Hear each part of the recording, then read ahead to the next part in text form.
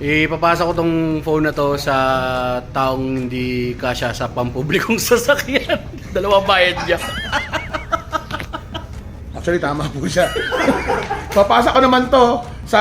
Sumasakay lang sa tricycle kahit ng mga long drive.